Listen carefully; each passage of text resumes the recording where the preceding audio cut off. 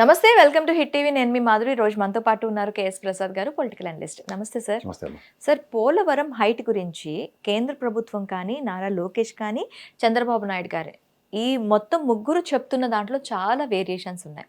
అసలు ఈ పోలవరం హైట్ గురించి అసలు ఏంటి, అసలు పోలవరం హైట్ ఎంత, దీన్ని ఎందుకు దీంట్లో ఇన్ని కాన్సిక్వెన్సెస్ అండ్ హైట్ గురించి ఎందుకు ఒక్కొక్కరు ఒక్కొక్క విధంగా మాట్లాడుతున్నారు? ఇప్పుడు రాష్ట్ర విభజన అప్పుడు గ్యాప్ కొందో లేదు, తెలంగాణ నుంచి 7 ముంపు ప్రాంతాలు తీసి ఆంధ్రప్రదేశ్లో కలిపారు. అవును, అది పోలవరం ఒరిజినల్ హైట్ కనుక ఆ ఎత్తు కడితే ఈ ముంపు ప్రాంతాల్లో ఉన్న ఈ పోలవరం 7 వెనకబడిన ప్రాంతాలు ఖచ్చితంగా మునిగిపోతాయి, ముంపుకు గురవుతాయి. అందుకని వాళ్ళని ఆంధ్రప్రదేశ్లో తీసుకుని వాళ్ళకి రీహాబ్ ఇవ్వాలి. అదే ఆర్ఆర్ ప్యాకేజ్ అంటారు. ఇది ఫస్ట్ సర్టనిటీ. మనకి విభజన హామీల్లో కేంద్ర ప్రభుత్వం మనకి ఇచ్చిన ప్రామిస్. ఆర్ఎస్ చంద్రబాబు గారు కూడా ఈ ముంపు గ్రామాలు ఆంధ్రప్రదేశ్లో కలిపితేనే కానీ నేను ఇచ్చేయను, ప్రమాణ స్వీకారం చేయను అన్నాడు. ఎందుకు అంటే ఇది తెలంగాణలో ఉందనుకోండి, the cannot, because Polavaram Andhra Pradesh project. తెలంగాణకి వాళ్ళకి రీహాబులు వాళ్ళకి ఇవ్వమంటే కష్టం వాళ్ళది కదా. పోలవరం ప్రాజెక్ట్ కాస్ట్ 10,000 కోట్లలో ఏమి కట్టేవచ్చు ఎవడైనా, కానీ రీహాబ్కి దగ్గర 35,000 40,000 కోట్ల పైచీలకు కావాలి వాళ్ళకి పునరావాసంలో ఇవ్వడానికి. వాటికి ప్రతి ప్రాజెక్ట్కి వాళ్ళ శ్రీశైలం ప్రాజెక్ట్ తీసుకో, నారాయణసాగర్ తీసుకో, బాకరంగల్ ప్రాజెక్ట్ తీసుకో, ఇంక్లూడింగ్ వైజాగ్ స్టీల్ ప్లాంట్ కూడా ఈ ఆర్ఆర్ ప్యాకేజీలే పెద్ద అంబిగ్యూటీ. పాపం కష్టపడి రైతులు ఇస్తారు. అందాకెందుకు అమరావతి చూడు, 39 గ్రామాలు 34,000 ఎకరాలు ల్యాండ్ ఇచ్చారు. వాళ్ళకి ఇవాళ 1000 గజాలు 200 గజాలు ఇవ్వడానికి ఎంతసేపు? ఇప్పటికి ఇవ్వలేదు ఎన్ని ప్రభుత్వాలు, 2 సార్లు ప్రభుత్వాలు మరి చూసుకోవాలంటే. అట్లీస్ట్ గత ప్రభుత్వం ఇనిషియేటివ్ తీసుకుంటే వాళ్ళు ఎలా వద్దు అలా వద్దు ఏవో కథలు చెప్పారు.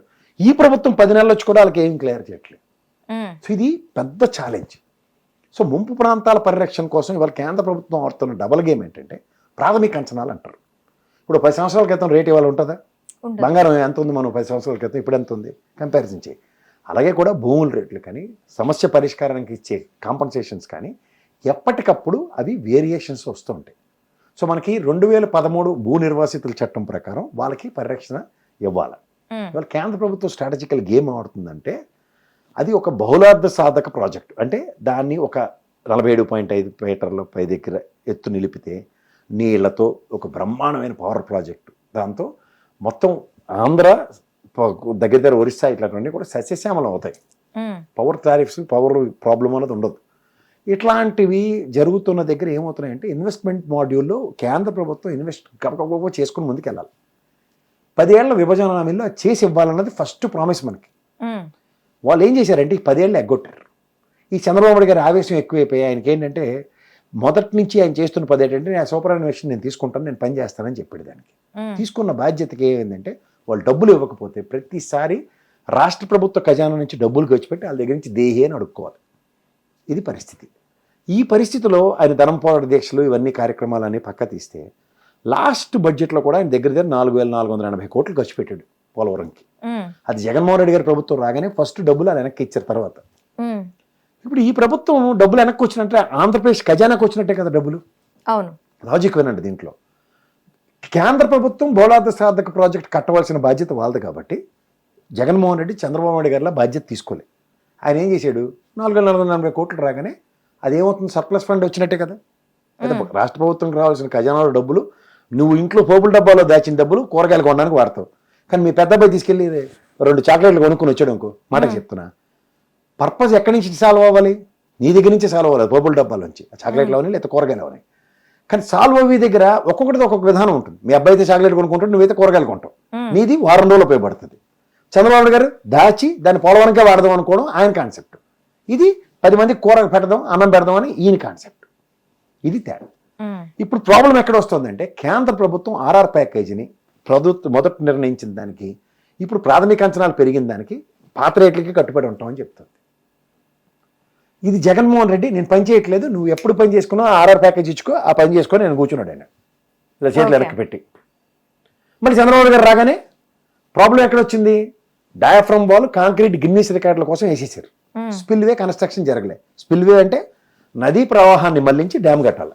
అవును, ఈ లావేశం అన్నది ఎండాకాలం ఎలాగుంటుంది తెలుసు కదా నీకు, ఇసుక తప్పే ఉండదు. గమగం కట్టేద్దాం అంటే ప్రతి దగ్గర రాగదు కదా. తుఫాన్ రావచ్చు, వర్షం రావచ్చు, ప్రాణం పోకడం, వర్షం రావడం చెప్పగలడా? అలా కొంప మునిగిపోయింది. అది ఏముంది, డయాఫ్రమ్ వాళ్ళు మొత్తం కోరి కోరి కోరి కేంద్రించిపోయి మొత్తం పోయింది. అది పోయినప్పుడు ఏమవుతుంది, దాని మరమ్మతులకు మళ్ళీ బడ్జెట్లో 6,000 పైచీలకి దానికి అలకేట్ చేసుకున్నారు. ఈ డబ్బులు ఎవరు ఇవ్వాలి? కేంద్ర ప్రభుత్వం ఇవ్వాలి. అది మరమ్మతులకు ఎందుకు ఇస్తుంది? అసలు ఎందుకు ఇవ్వాలి కదా, ఎందుకు ఇవ్వకూడదు అనకన్నా పోలవరం సేఫ్టీ అథారిటీ ఉంది కదా, ఇవాళ డబ్బులు ఏమొచ్చినా పోలవరం అథారిటీకి వస్తుంది. పోలవరం అథారిటీ వాడు ఏం గుడ్డుగోరానికి ఫలితం అవుతున్నాడు? స్పిల్వే కన్స్ట్రక్షన్ ఆడ బాధ్యత కదా. డయాఫ్రామ్ అంటే ముఖ్యమంత్రి గారు సూపర్వైజన్ తీసుకున్నారు కాబట్టి ఆయన బాధ్యత వదిలేసాడు, ఈయన బాధ్యత లేదు. పోయింది ఎవరి డబ్బులు? కేంద్ర ప్రభుత్వమైనా మన రాష్ట్ర ప్రభుత్వం మన డబ్బులే కదా. ఒక్కొక్కరితో ఒక్కొక్క స్టాండ్ ఉంది. ఇప్పుడు దీంట్లో ఈ యాంబిగ్యూటీని ఇవాళ చంద్రబాబు గారు సోమవారం అంటే పోలవరం ఎగేసుకుని పోయి ఆ దేవినోమాన్ అక్కడ కుర్చీ వేసి కూర్చున్నప్పుడు ఆ నదిగల నియోజకవర్గంలో మొత్తం మైనింగ్ అంతా జరిగిపోయినా సరే ఆయనకే మళ్ళీ టికెట్ ఇచ్చి ఆయన నోట్లో మట్టి కొట్టిన ఉదంతం చూసాం కదా. ఇప్పుడు వచ్చేసరికల్లా ప్రాబ్లం ఏంది? డయాఫ్రామాల్ రెక్టిఫికేషన్కి విదేశీ నిపుణులు వచ్చిన తర్వాత డబ్బులు రాష్ట్ర ఖజానా నుంచి పోతుంది. రెండోది వాళ్ళు నిద్రలేచి ఎప్పుడైతే ఆ ప్యాకేజ్ ఇస్తారో ఎవరో ఆర్ఆర్ ప్యాకేజ్ ఇవ్వట్లేదు, ఇవ్వనప్పుడు ఏం చేయాలి? పోలవరం హైట్ తగ్గింది అనుకో ముంపు ఉండదు కదా.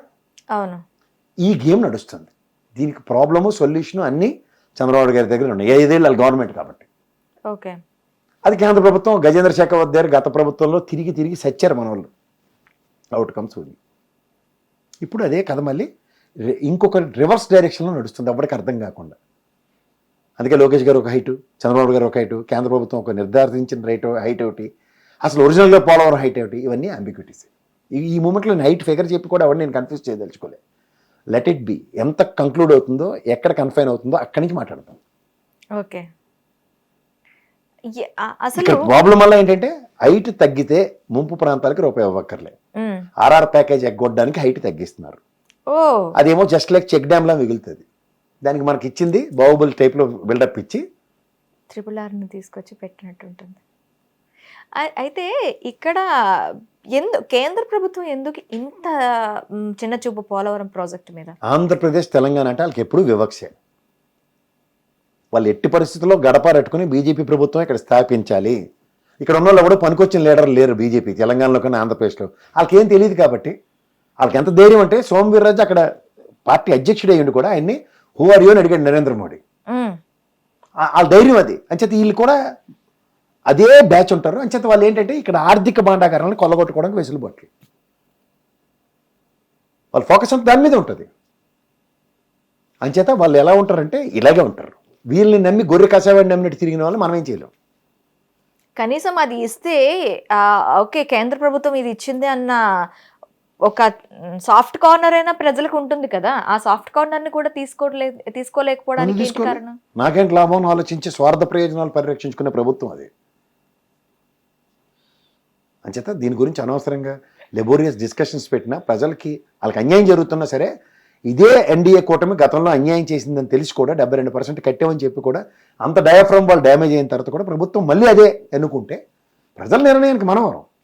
Okay, thank you sir. Hit TV app, ఇందులో short news, live news, entertainment shows, movies, digital magazines తో పాటు మీ జిల్లా వార్తలను కూడా ఫ్రీగా చూడొచ్చు. అంతేకాదు కేజీ నుంచి పీజీ వరకు విద్యార్థులకు స్కాలర్షిప్ కూడా అందిస్తున్నాం. ప్రతి వారం 10 మందికి లక్కీ డ్రా ద్వారా ఒక్కొక్కరికి 10,000 రూపాయలు అందిస్తున్నాం. ఇంకెందుకు ఆలస్యం, వెంటనే హిట్ టీవీ యాప్ ని డౌన్లోడ్ చేసుకుని ఫ్రీగా ఎంటర్టైన్మెంట్ పొందండి. Hit TV app. Hit TV app. Please download hit TV app. Hit TV app ని ఫ్రీగా డౌన్లోడ్ చేసుకొని ఎంజాయ్ చేయండి. మీకు నచ్చిన ఎంటర్టైన్మెంట్ కోసం హిట్ టీవీ యాప్ ని ఫ్రీగా డౌన్లోడ్ చేసుకుని ఎంజాయ్ చేయండి. హిట్ టీవీ యాప్ ని డౌన్లోడ్ చేసుకుని ఆస్వాదించండి, ఆశీర్వదించండి. ఇంతమంది సెలబ్రిటీలు హిట్ టీవీ యాప్ ని డౌన్లోడ్ చేసుకోండి అని చెప్తున్నారంటే ఎంత మంచి యాప్ ఆలోచించండి. అమెరికా అమెరికా అమెరికా అమెరికాలో చదవాలనుకునే వాళ్ళకి విశ్వసనీయమైన పేరు మన శౌర్య కన్సల్టెన్సీ. UK లో 1 year masters. UK లో 1 year masters. 2 years work permit up to 5 years visa. Contact Saurya Consultancy. Contact 89851 89851.